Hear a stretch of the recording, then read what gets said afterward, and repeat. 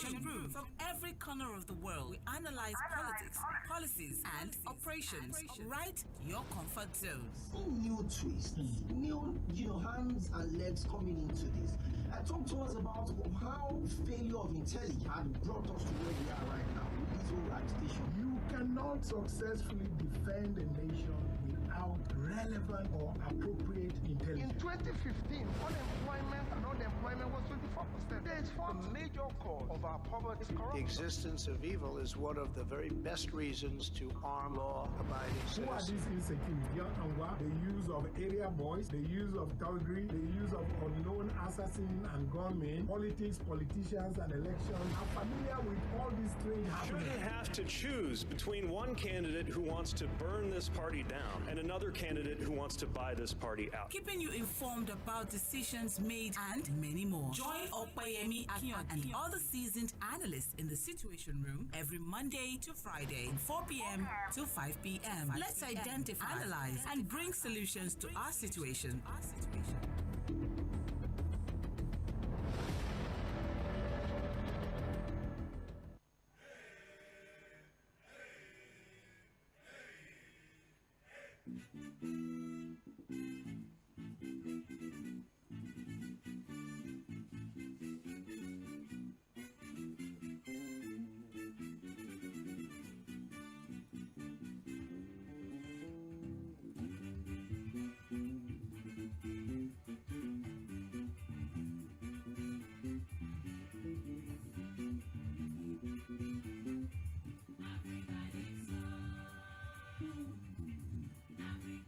Okay, I want to specially welcome you to the midweek edition of the Situation Room on Milan 98.3 FM, the sound of Lagos.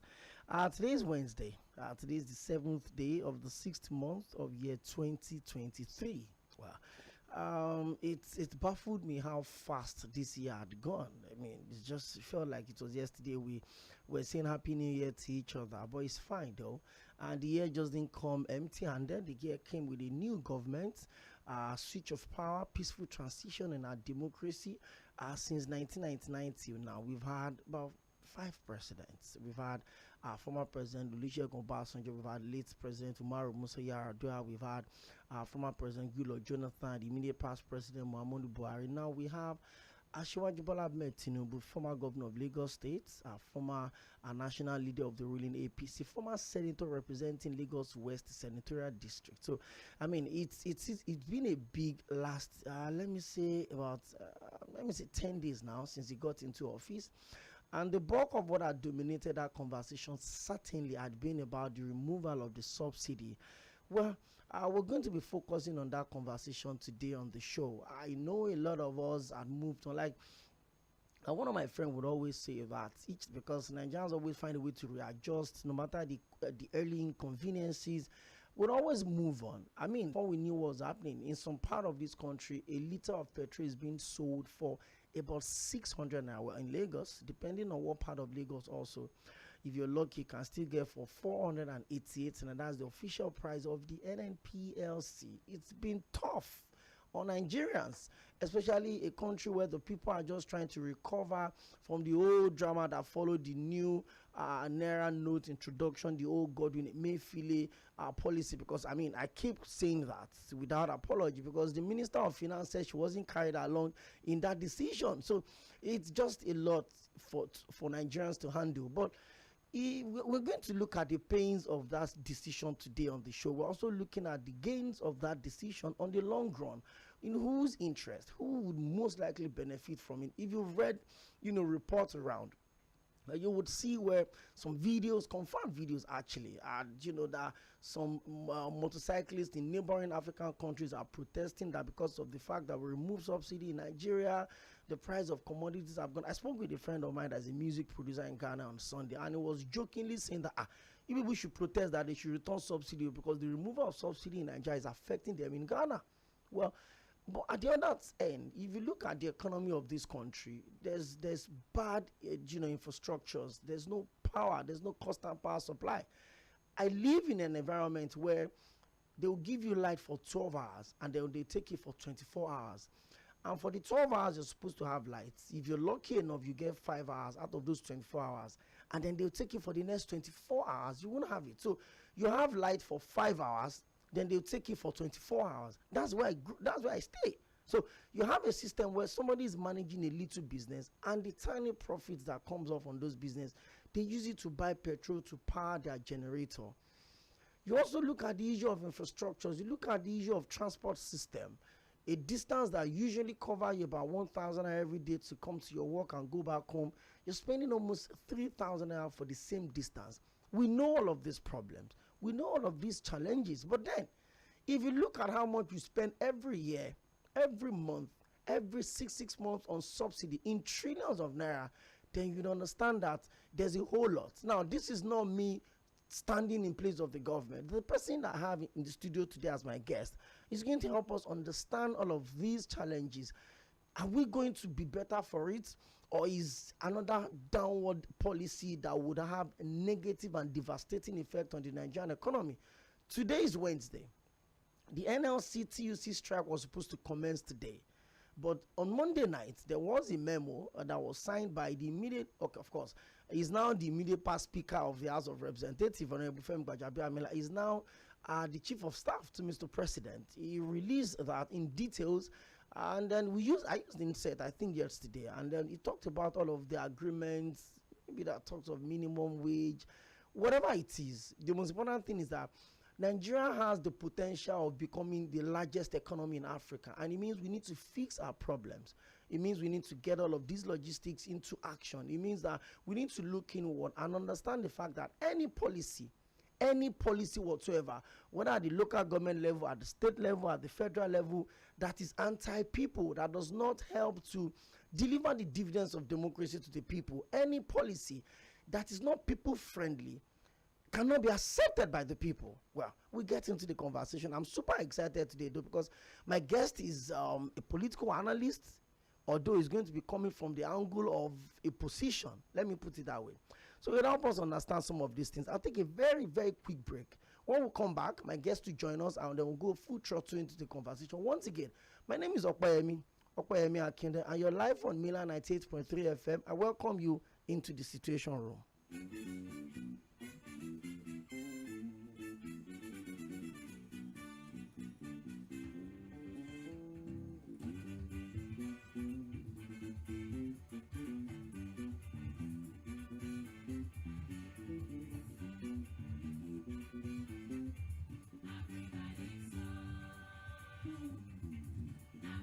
Okay, welcome back.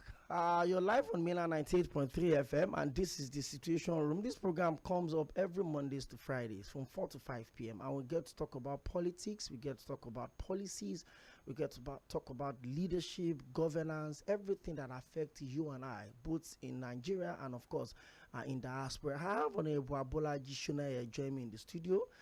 He's an APC political strategist and a public affairs analyst. So today on the show, I will look at subsidy removal, the pains, the gains, and the sacrifices towards an economic prosperity. Whether I would like it or not, that's what everybody wants. I want to wake up in the morning and feel safe, going to work, going to my business, and coming back home. I want to wake up in the morning and find myself in a very friendly, business-friendly environment where I can thrive as a small business operator. I can thrive as a small business owner. I can employ 1 or 2 laborers to also put food on other people's table. And all of that means economic prosperity. So let's get into the conversation. Honorable ABOLAJI SONEYE, good to meet you. Thank you for joining us on the show today. Thank you for having me. Good afternoon, Lagos, and listeners from all over the world. Okay. By the way, we're streaming this program live on all our social media platforms, Facebook, Instagram, Twitter, and YouTube. Go to facebook.com/mainland 98.3 FM. You watch us live, and you can also drop your comment. On the turn of 4:35, I would open the phone lines for you to join the conversation. And on YouTube, mainland 983 on YouTube, then you can watch this program live. So let's get straight up into it. Last week, Monday, precisely on the 29th of May, President Bola Ahmed Tinubu was sworn in. And in his speech, he said a lot of things. beyond the announcement for subsidy is gone. I mean, that's like what everybody will most likely remember that speech for. We've had some really interesting speeches, by the way, from the former immediate past president saying it belongs to nobody, it belongs to everybody, to late President Umaru Musa Yar'Adua saying that he's giving amnesties to militants. We've had all of those key moments, and it looks like the subsidy is gone is going to dominate the renewed hope conversation. But then, in that particular time, he talked about the fact that the hope for Africa is back. And that means the potential of the Nigerian economy to be the #1 in Africa is for everybody to see. Sure. He also talked about he's going to allow young people, old people, give them opportunities in his government. He talked about the fact that they're going to respect the rule of law and appreciate the fact that people want to challenge the outcome of his results. Absolutely. He respects their rights. He talked about that they would look into the multi-taxation of Nigerians, the fact that Nigerians are paying multiple taxes. What was the high point of that speech for you? Not now as an APC person, but as a Nigerian that had the hope on the renewed hope conversation. What was the high point of that Monday's, speech for you? For me, I must say that the high point of this conversation, or actually the speech for the president, is the removal or the declaration of the removal of the fuel subsidy. Even though the past administration already had plans for it not to exceed the month of June, but President Bola Ahmed Tinubu actually took the bull by the horns to actually make this declaration to take out subsidy and actually return Nigeria's economy back on the right track. Firstly, I want the Nigerian people and the populace to know that this policy declaration or decision is pro-Nigerians. It is pro-people. It is actually a policy decision that is to make Nigerians or the life of Nigerians better in the long run. To start with, I must say that I actually I don't want to use the word sympathize, but that's the word to use now. But he even said he doesn't want to be. Nobody should be sympathetic to him. I'm actually even sympathizing with Nigerians who are feeling the pains of the subsidy now, because we are all feeling it. We are all in it. I stop at filling stations to fuel my car, and of course, probably use for some one or other activities outside of. Just following my car alone. And I also see a lot of small businesses and people who actually are reliant on fuel or petrol to do their businesses. We're all going to feel the heat for actually some couple of months or a short period before all of this begins to, before the economy begins to turn around for better for everybody. To start with, the policy that's in removing the fuel subsidy, I want us all to be very positive about it. It is a good policy, and it is going to help Nigeria get out of all these economic woes that we've been going through. A very interesting introduction there. Well, like I said, we'll open the phone lines very soon.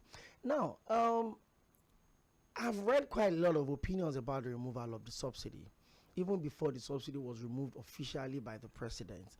And one of the things that many people have said is that I remember on Monday, the vice chairman of the Nigerian Labour Congress in Lagos State joined us on the show. Okay. And one of the things he said was that the removal of the subsidy was not the issue. That it is the timing and the way the subsidy was removed. Because I remember very well, in 2012, 1st of January, when former President Goodluck Jonathan removed the subsidy, now President Bola Ahmed Tinubu was in the opposition then. And one of the things he said was that that the former president broke the social contract he signed with Nigerians, the way he removed the subsidy, that should have been in phases. What has changed between then and now? That the same person got into office and he took the decision that he was criticizing someone else for. All right, to respond to that quickly, the economy of Nigeria between then and now had deteriorated the more. Reason because the subsidy that continued between then and now, or the payment of subsidy, had eaten deep into the marrows of the economy of this country, that only a total removal of this subsidy is actually going to be the solution. And I must say that a total removal of this subsidy also needs to be timely. Because when you give time and create time and begin to put date and set time and give room for negotiations, those who are benefiting from the corruption and the scam of subsidy will also have enough and ample time to re-strategize. I hope you know the billions of naira going into subsidy in a month. How much more these that have been running for several years, and that will have been running into trillions of naira in the hands of some few people. If you give them time to re-strategize and plan, I bet you this government will be unable to do anything. So the first thing to do and the right thing to do at that stage where the world is watching is to actually address the matter right there on the spot. And I believe, and I'm happy that we have a president who is ready to take the bull by the horns and address it right there on the spot. And that is what he did. And for the sake and the benefit of all Nigerians, that's why he had to do it. Okay. Now let's get straight up into it. If you're taking something from me, if you're taking food from me, you should give me something in return. And so that people would understand, it is not only Nigeria that is subsidizing commodities. Everywhere in the world, things are being subsidized. It could be health, it could be public transportation, it could be education. So it's not like it's something that we are doing as an exclusive. No, I just have to put that out there. But if you're taking something away from me, what are you going to give me in return? Whether we like it or not, Nigeria is not just a developing country. We're still an underdeveloped country that does a lot of consumption, way out of what we can produce. So what would you think the government should do going forward, now that the subsidy is gone? And like I said in my introduction, it looks like Nigerians accept that the subsidy is gone. What do you think the government should do in this case to cushion the effect of all of these, issues that we have right now? Firstly, I want to appreciate Nigerians for their understanding and then their knowledge of knowing that the subsidy is hurting the country as a whole. And of course, trying to understand with the government and see reasons why this subsidy had to be removed, especially on fuel, on petrol. Subsidy in itself is actually not a bad idea, I must say. It's done in different sectors of the economy, health, agriculture, and so on, even in education, and all of that are being subsidized. But at the point whereby it's being abused and it's no longer serving the purpose of why the subsidy is being put in place, because the essence of subsidy is to make life comfortable for the citizens of that country. But the moment the subsidy is no longer serving that purpose, whereby the major beneficiaries of this subsidy are no longer Nigerians, but neighboring countries of, let's just put it, almost all the West African neighboring countries are the major beneficiaries. Let me come from this angle. Looking at the consumption of petrol per day in Nigeria, before subsidy removal, it used to be over 60,000, between 60 and 70,000 liters. 60 million liters. 60 million liters daily. But after subsidy had been removed, consumption had dropped to 13,000 liters. This just means Nigerians consume about 13,000 liters daily. The rest of the petrol, where exactly are they going? So it just means Nigerians are paying for every other country around us to live better lives, and then Nigerians who are meant to be the ones benefiting these things are the ones who are losing. So why don't we put that money into something else? Let's look at it from another angle. The money spent on subsidy monthly is actually more than the money paid as salaries to all staffs of the federal government monthly. That is one. Another one is the money spent on subsidy, either monthly or annually, per year, is more than the money that is spent on the budget of education, of health, and even infrastructures. So why don't we just, take away this subsidy and then use the money to improve infrastructure? You were mentioning earlier about electricity, you were mentioning things about road and all of that. If this money is put into electricity, we need to buy fuel. At this point, stable electricity will be available for artisans and everybody, and it will be a lot cheaper than using petrol generators and all of that. And then it will even save us from all of these carbon emissions and so many other things like that, if this money is taken out and used for what it's meant to be used for. And another thing I think Nigerians actually understood and are coping with this is the fact that during the campaigns period, almost all the leading presidential candidates campaigned with removing fuel subsidy, and all of them had agreed to it, that subsidies should be removed. And every Nigerian, these are part of the reasons we voted for these people, and when they get there, I think they are doing it. It's a promise made, promise kept. But we also need to be a bit patient for this government as they are removing the subsidy and the money is being saved month in, month out. We want to see how they are channeling it into infrastructure, into better health system, into better and improved educational system for our people, for Nigerians, and not people who are non-Nigerians or people who are living outside of Nigeria.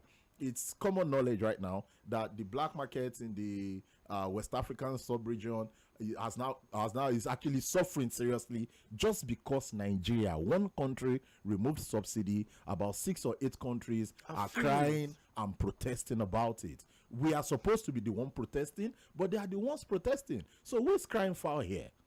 So really, Nigerians, I really appreciate and commend our patience and understanding. And I must say that whatever pain we are bearing now will be temporal. And in terms of what do we now get in returns, this government immediately had actually addressed NLC and in discussion with NLC as against increasing the minimum wage for all workers.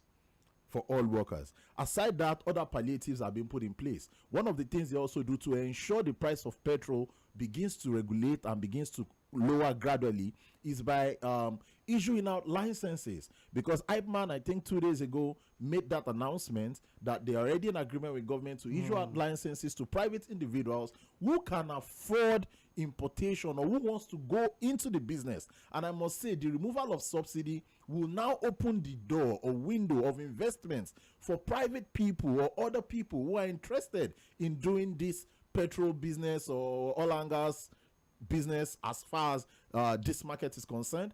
And the moment there are more people who are importing these products, the forces of demand and supply, the market forces begins to come into play, and price will gradually begin to drop. And that is what we're going to experience shortly. Okay, thank you very much, Honorable ABOLAJI SONEYE. Well, it's a very interesting conversation, by the way. Honorable ABOLAJI SONEYE is an APC political strategist and is also a public affairs analyst, and he's joining us on the show today. We're looking at the subsidy removal conversation, the pains, the gains, and how it's going to, well, if at all, take us to the point of economic recovery. Now, you made mention of, how the subsidy funds could be pumped back into the economy. But I remember immediately the subsidy was removed partially in 2012. The 24 hours later, Shopee came up. Shopee is the subsidy reinvestment program of the former President Goodluck Jonathan. And a lot of people felt like it is still the same people that are benefiting from the subsidy that are still benefited from the Shopee. Now, this is where public trust comes in.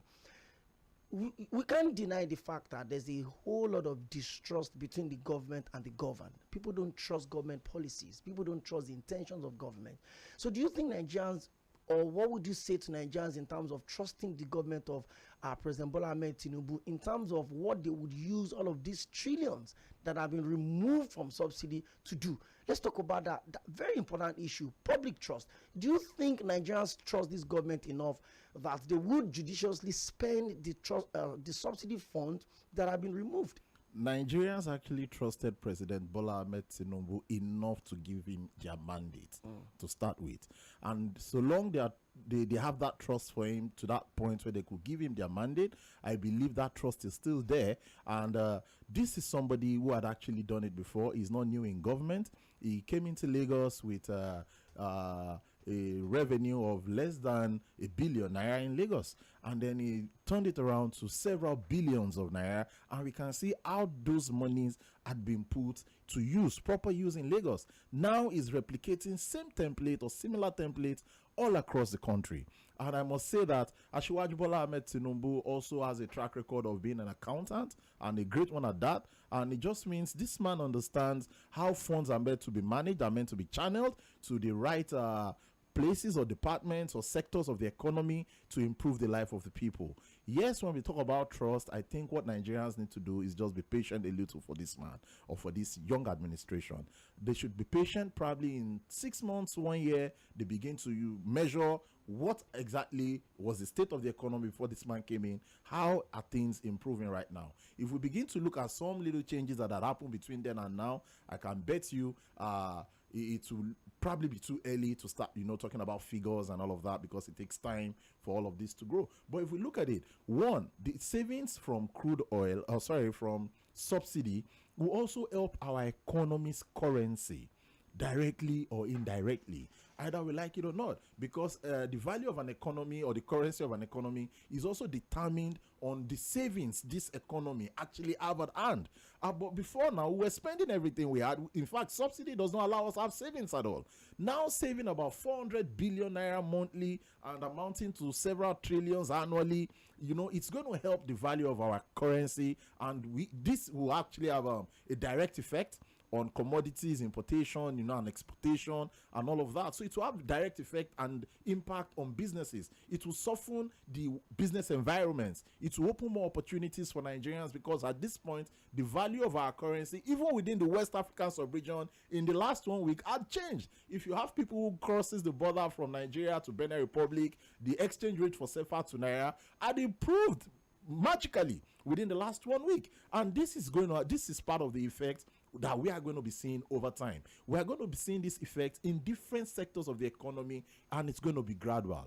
Nobody should expect that whatever is being sold currently, probably at 30,000 naira, probably because of the hike in fuel, is going to go back down to 10,000 naira in the next 1 month, 2 months, or even 6 months. It's going to be a gradual thing, and I just want Nigerians to be more patient with this government, give it time, and begin to follow up. Yes, it's good to follow up on the government, but of course, be patient enough, follow with patience, and begin to see how these policies play out. Okay, thank you very much, SONEYE.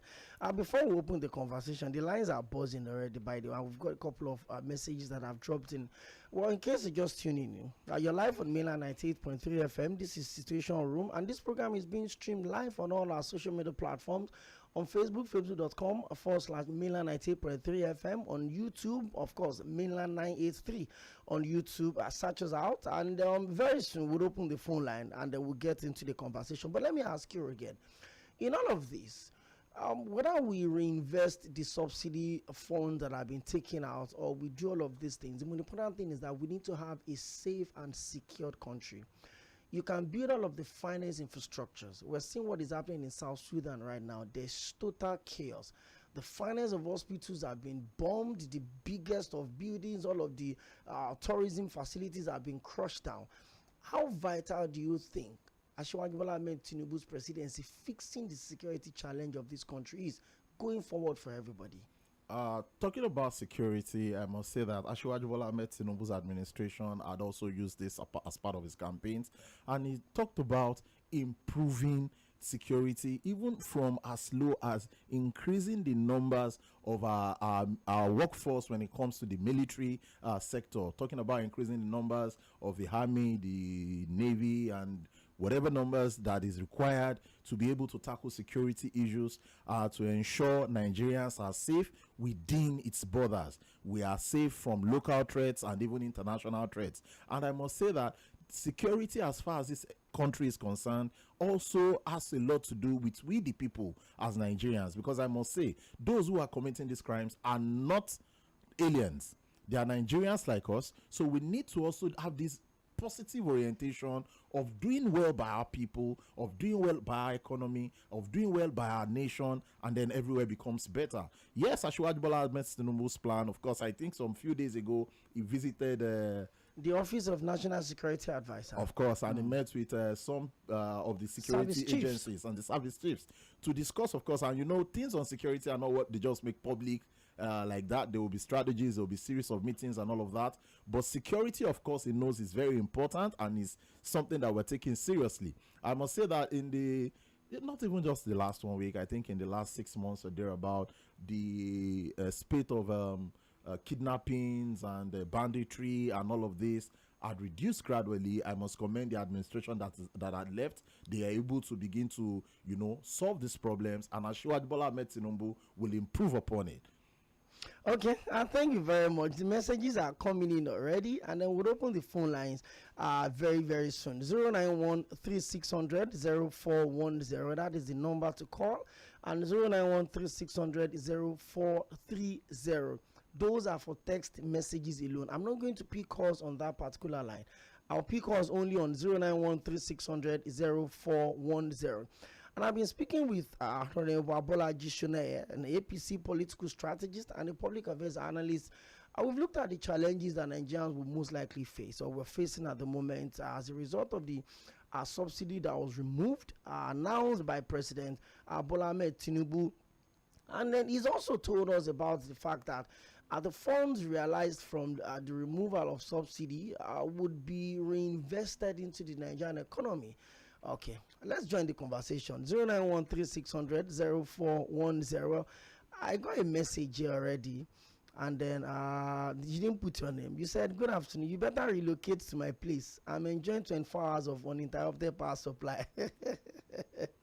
I guess this person is referring to what I. Okay, by the way, I'm talking about Magboro, so it's not exactly in the heart of Lagos as it is.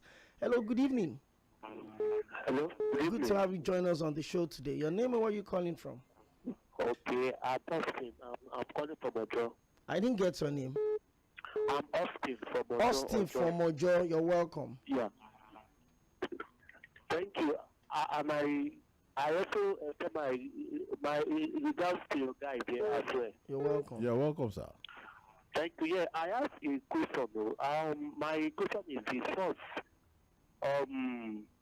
What is Tinubu government? Is he going to put the past administrator? Is he going to prove them and jail anyone that is found guilty of misappropriation of funds? That is my question. Thank you very much. Thank you very much. Very vital question. I was going to get into that conversation. Although we knew that prior to 2015, the former president, Muhammadu Buhari, talked about fighting corruption, talked about infrastructure, talked about fixing the economy. Well, a lot changed within that period. But now the question a lot of people are asking is, would Asiwaju Bola Ahmed Tinubu be able to open the books and ask questions when it comes to some issues with appropriation of funds? We'll get back to that conversation. I just had to explain what the last caller talked about. Hello, good evening. Good afternoon. You're welcome. Your name and where you calling from? Okangbelina, you're welcome. Okangbelina from Mafuluku. I want to greet your guest. Good afternoon, sir. Yes. You know, a lot of them from the ruling party just come and be telling us about sweet things about this. People are suffering. People are suffering seriously. And you are blaming this thing on, number one, you say, people in other countries, in our neighboring countries, have been siphoning this thing. So now that we remove it, they are crying. So is it me or we the masses that should be suffering because the authorities cannot man our borders and do their job? It is very look. When government first do something, they'll push it to the masses. So we are saying this thing because they refuse to guide our borders so that people will not siphon fuel. So this thing. That's number one question I want to ask you. So if they cannot man our borders, when we now pay through our nose, when they are crying there, you are happy. That's number one. Number two, we all know that there's corruption in this subsidy regime. Now that there's corruption and you know that, are we going to just remove the distance and go and sleep, or we are going to investigate? Are we going to see the former minister of petroleum, who's Buhari, is he going to be tried openly for us to know what really happened to that corruption regime? Tell us that. My question is another one added to the one that Thank you. Asked you. Thank you very much. 0913-600-0410.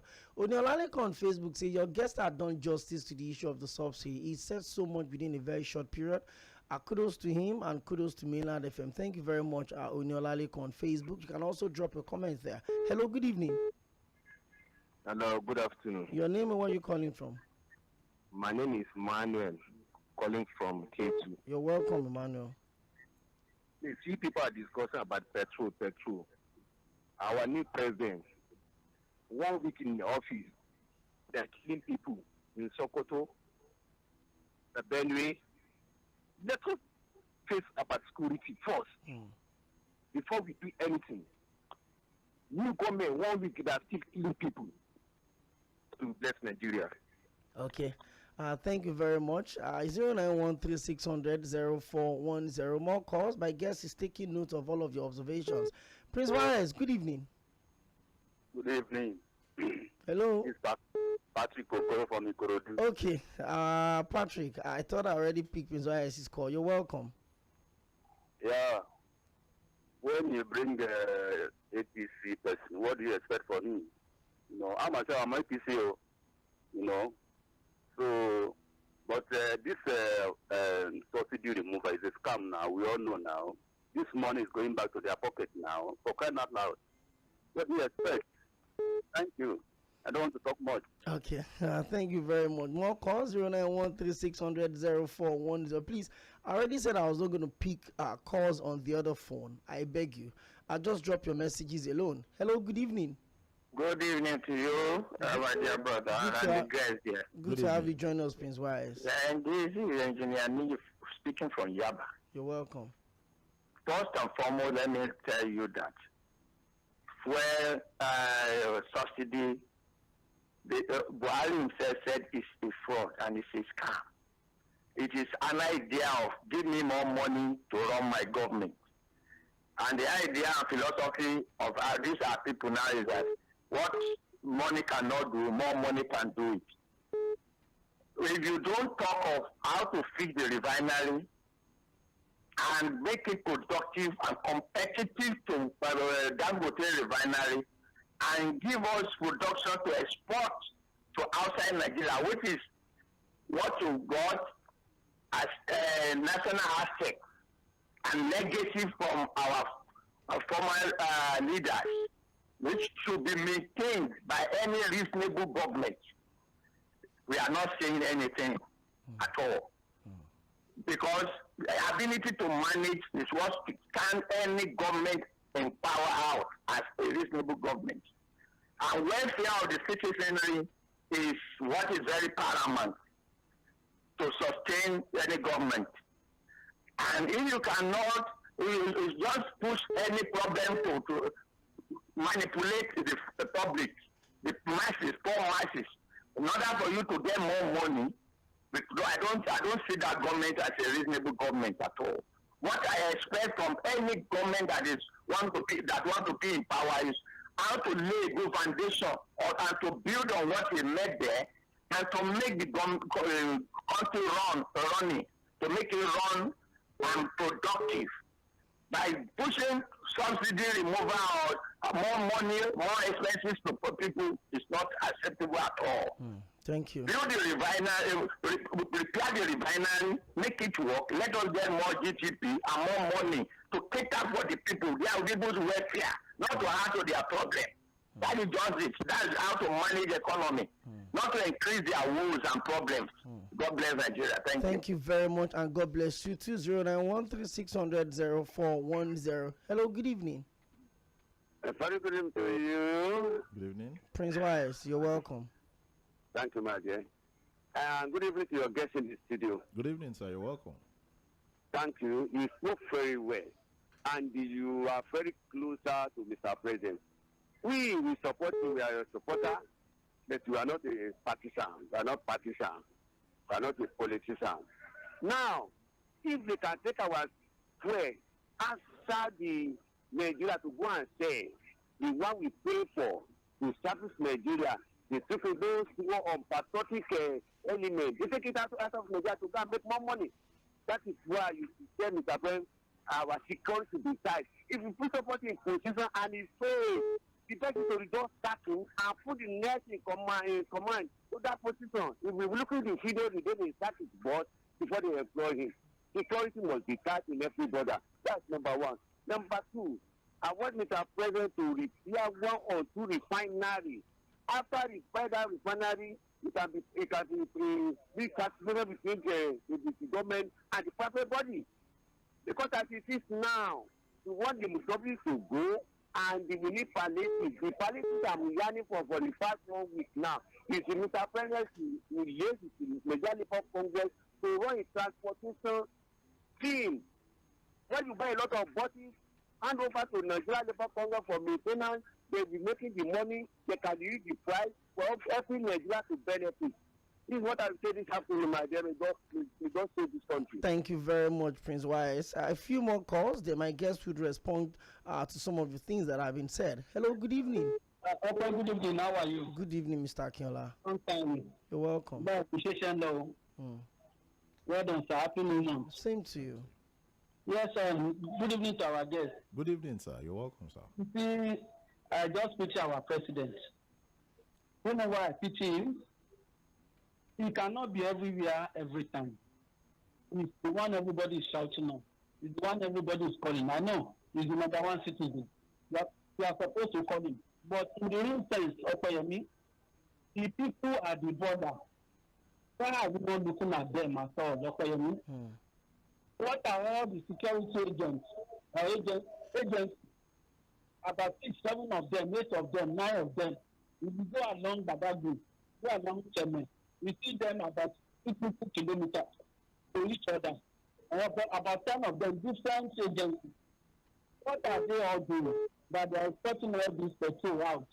What is happening? I know the president is the head of the country, but I know he's not the one that will be in charge of this thing. What are the efforts? What are the activities? What are the duties of all these agencies? Why are they there? Why are they representing us? How did all these tankers get out of the country? That is one place we should look to. We have to and the main thing we are supposed to focus. We are living it. We are only focusing on the government. And all these borders, who are the people managing them? Has anybody queried them? Where did all these tankers? Did they fly? Did they develop wings? Did they use aeroplanes? What happened? Are we not looking at that side too? We should appeal to our citizens too. It's the citizens that are punishing us, not the government. Let us look at it seriously. We are only shouting on the government. We know that, yes. But what of those who are under them that are supposed to protect us and protect our border? Thank you very much, Mr. Akinola. How did these tankers get out? Okay? Let us look at this. Don't let us just be focusing on the president. Thank you. Let us divert our views and look at all this. Look at, I have one very close to my house here. You see how many houses he has in this area? Up to 7. Big buildings. So, a custom officer, what is his salary? Thank you. Thank you very much, Mr. Akinola. Yeah. Thank you. Yeah. Thank you. God will bless us. Thank you very much. So that we can also, respond to some other calls that we have already. More messages. My name is Festus from Bagada. Your guests have spoken well, but the government needs to be quick and proactive so that the pains that Nigerians are going through can be suppressed. Okay, thank you very much, Femi, all the way from Bagada. Hello, good evening. Hello, good evening. Mr. Kayode, you're welcome. Thanks to the APC man who has spoken eloquently. Thank you, sir. And clearly understand what we APC supporters expect based on the renewed hope and all of that. But I think I need to correct some impression about this issue where people continue to talk about the refinery. DMB has paid for the refineries. Warri, Kaduna, and Port Harcourt. Port Harcourt is presently undergoing repairs. The 60,000 BDP has been done. We are working on the 150. Hopefully by December it will start to work. We are rest assured of 220 barrels per day, clearly. When you bring Warri up and you bring Kaduna up, you have 110. Then we also have Bua, which is currently running up to in Akwa Ibom. That's another 200,000 barrels. We're also looking at the other smaller ones, Walter Smith, DuPont, and all of them. We're doing 50,000, 20,000, 30,000. Then we have the giants, which is Dangote. If we put all of this together, would clearly save us importation money, which would be the major ingredient that will reduce the pricing of the cost that we buy fuel. And also the transportation costs we also pay for importation of fuel. So you can be looking at around maybe some 25, 30 naira reduction, which would in turn provide jobs, also expand our economy, and will be better for it. Then through that, we would also be able to attack and run our budget very well. Where we have about 10 trillion naira deficit, we've removed subsidy, we have 4 trillion. All these waivers we give, we'll also be able to knock them off. Then we improve on our classical works for as regards importation. We'll be fine and get better as time goes on. So Akinyode is doing a fantastic job. We, his supporters, support him, and we believe that APC will make Nigeria greater than we've had it was 16 years of our time from 1999 to 2015. Thank you and God bless. Thank you very much. Thank you very much. Now, I I think I will quickly allow my guest to. Okay, let me squeeze in this call. Then my guest will respond. Hello, good evening, Obi. Hello. Okay, you can call us back 0913-600-0410. Hello, good evening. Great job you're doing, and kudos to your guest. Thank you. Your name and where you calling from? I'm Rotimi is my name from Idimo. Rotimi from Idimo. You see, the problem with Nigeria is that we Nigerians are the problem. We Nigerians are the problems. Look, those who do not want Nigeria to progress are the ones that have been insisting that subsidy must pay and it should be. How can a nation like Nigeria be spending $14 trillion since 1990? 14 trillion naira on subsidy payment. Look, what Nigerians are impatient.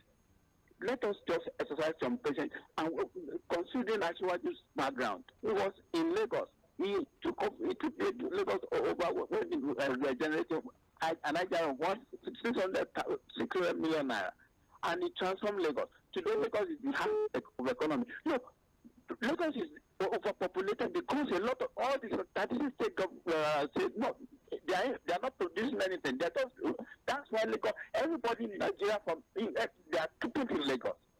If the geopolitical zones are functional, like Tinubu, President Tinubu has promised to make them functional. Like Lagos will be less populated than this. And look, in 1999, President Tinubu was the first and only person that brought in IPP idea, Independent Power Project. Obasanjo blocked it. By now, Lagos have been self-reliant. Look, we should just bear with the new government. The pay is going to be temporary. Like your guest rightly said, Naira will regain its strength, and with electricity, with railway everywhere, according to the agreement entered into by Labour and the TUC, it would soon be over. This temporary pain is soon be over. And Nigeria will regain its strength. Good afternoon. Thank you very much. Well, I need to suspend the calls for now. The messages and the calls are really, really loading up. Now, Honorable ABOLAJI SONEYE, one of the things that I think two callers back to back raised this issue of opening the books. I know this government transited from the same political party, from APC to the APC. Absolutely. And if we all admit that subsidy was a fraud, if we all admit that some people benefited wrongly from the subsidy that the government is paying, do you think the administration of your principal, President Bola Ahmed Tinubu, would open the books and investigate all of these conversations? To start with, Asiwaju's Bola Ahmed Tinubu, President Bola Ahmed Tinubu's administration is a different one, and he's going to take a different approach at addressing all of this. And that is why his approach into this scam is to stop it first. And I must say, some people had mentioned, why not provide more security and secure our borders? Why not provide more, other things to make sure this thing is not happening while the subsidy is running? I must tell you, the only way to stop a venomous snake is to cut off its head. If you continue to try as much as possible to increase the number of workforce or people present at the border area, or even put some other facilities in place, if these people who are benefiting from the scam of subsidy continues to benefit, they have the resources, the kind of money that can bribe any Nigerian for now, I must say, or that can bribe many Nigerians for now. 1 billion, I can tell you, bring 1,000 Nigerians out with 1 billion naira offer, many of them will jump at it. So you ask questions about how are these things passing our borders. The first thing is to first starve these perpetrators of funds. Make sure the monies are no longer coming in or flowing in for them. And the only way you can do that is to stop the subsidy. Once you stop their source of funding, you stifle their source of funding, it will be difficult for them to fight back by using your security apparatus, the customs, the immigrations, or whoever are supposed to man your borders against you. Because one, the resources they have is no longer coming in, and then the one they have, the fear of being probed, begins to come, they don't even want to waste it. Many of them, of course, I can bet you that they are going to be, of course, facing the security of, how do I call it now, the anti-graft agencies. The president, after coming in, had a meeting with the head of the EFCC. Do you know what was discussed there? Of course, matters like this. Sorry to cut you. The immediate past president was the Minister of Petroleum. Of course. The Minister of State for Petroleum is contesting to be the governor of Bayelsa State. Okay. So I'm asking you now, and I'm putting you on the spot. Do you think you've admitted that the subsidy had a lot of fraud and perpetrated evils in it before it was removed? And then you also talk about cutting the head. The head in this situation was the immediate past president that served as the Minister of Petroleum. Do you think your principal will probe the immediate past president of the country? Before we talk about probing, I think the first job is the anti-graft agencies will first have to do their own investigations, and when they find debts on them, then probing commences. The fact that you head an institution does not mean you are compromised, but that does not stop doing. How does that tell you how responsible you are if a lot of things are going on under your leadership and you're not accountable for that? All right, to start with, subsidy payment or subsidy provisions did not start with former President Muhammadu Buhari's administration. It has started way before then. And then when President Muhammadu Buhari former President Muhammadu Buhari came into power, one of the mistakes I would say he did was to give room to say, let us allow it some time. Let us consider the pains of Nigerians. Let us consider the pains of the people. And this allowed the cabals who are beneficiaries to grow bigger and also tie the hands of the government. These guys have so much funds to sponsor so many things within the country, even to sponsor the masses against the government to ensure the subsidy is not removed. And probably because he gave that room to allow all of this made these people, to tie the government to a corner, and he ensured that upon leaving, he does not put that burden on the new government by saying the budget would not allow for more than June. That means just a month or about the time he's leaving, subsidy would have been completely removed. But when Asiwaju Bola Ahmed came in, he said end of June is too much, man.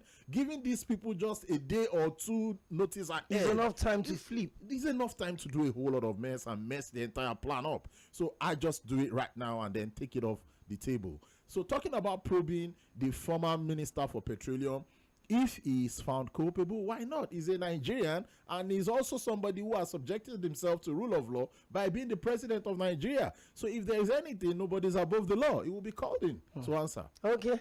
More calls, 0913-600-0410. It's been a very interesting conversation on the show today, by the way. I deliberately repeated that particular question because I know that it's the same government exchanging batons, so it could be difficult because of political party interest, loyalty, and alliances. Let me squeeze in. Okay, let me read some messages while the calls keep coming in. I'll pick one or two before we call it a day on the show.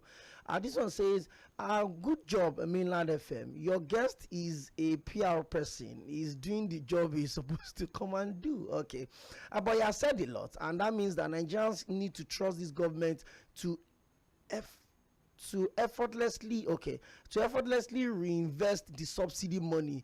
May God bless Nigeria. Thank you very much. Your name is Bolan from Ikorodu. Bolan from Ikorodu, thank you very much. One more call, 0913-600-0410. I've been speaking with Honorable ABOLAJI SONEYE. He's part of the APC political strategy team, and he's also a public affairs analyst. Okay, hello, good evening. Good evening, Mr. Opeyemi. Thank you for joining us on the show. Your name and where are you calling from? This is Tayo calling from Ogba. Tayo from Ogba, okay. Yeah. Our honorable there. Good evening, the best thing they do is just to stop the subsidy. Sir, is it right to be paying subsidy at the port of entry or at the pump according to the number of liters dispensed to Nigerians? Because whether you like it or not, you still have to make sure that we know how many liters are being dispensed every day at our filling stations, okay, for deploymental purposes. civilized countries like Germany, America, where I live, I know how many liters they are selling in my community. State, the local government, state government, because they are using a fuel gate, electronic fuel gate. Nobody can tamper with it. And it comes with the IP protocol. As any liters that go in there, it will record it, any liters they are selling, and then anybody can log it and see how much they are selling. Because that is where all these governments and communities are collecting their taxes. Okay? Thank you. But here, you guys are paying at the port of entry. Whether the product comes in or not, somebody will just present paper, and then you are saying that the very reason it has to be removed. Let me tell you one thing. All those with illusion that our refinery is coming to, when it comes to the refining, you will not see the product. Okay, thank you. We're really pressed for time. Apologies. I need to let you go. Thank you very much. Honorable SONEYE, you said a lot of things on the show today. Indeed, yes. And from the responses and the feedback, it looks like it's a conversation Nigerians would want to continue and extend. But we're really pressed for time. In a minute, give us a final shot and why you think Nigerians should trust the administration of President Asiwaju Bola Ahmed Tinubu to judiciously use the monies that have been pulled out of subsidy. Firstly, I would like to appreciate all Nigerians for their patience and understanding with this government, because normally policies like this would have had people go to the streets, but Nigerians have just shown that they trust this government and they want to see how Nigeria actually is going to get better. I think Nigerians are now more interested in getting a Nigeria of a comfort life, a Nigeria of a better standard of living, and this they actually want to see Asiwaju Bola Ahmed Tinubu do. And talking about trusting Asiwaju Bola Ahmed Tinubu, he has been tested before, he has been trusted before, and that is why a lot of Nigerians gave him their mandate. And right now, all we just ask for is just patience, probably some more time, like I said, maybe some 6 months to 1 year to begin to see how things are being played out. Okay, thank you so much, Honorable SONEYE, for joining us on the show today. As an APC political strategist, and he's also a public affairs analyst. Thank you for spending time with us in the Situation Room. Thank you very much. Okay, God willing, tomorrow is another day, 4 to 5 p.m. It's going to be a Thursday. Mr. Opeyemi, the head of political desk of Guardian newspaper, is going to be joining me in the studio, and then we'll open the conversation more. But then, keep your dial locked on Milan 98.3 FM. We are the sound of Lagos.